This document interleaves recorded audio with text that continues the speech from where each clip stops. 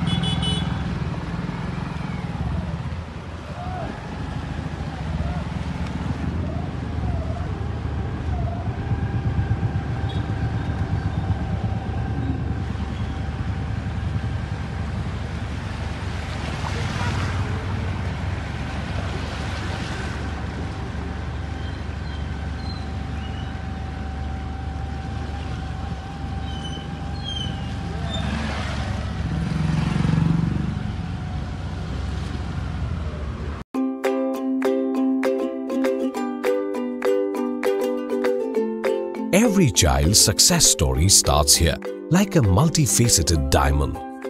Every student who steps into Success School shines with brilliance, sculptured by teachers polished to perfection.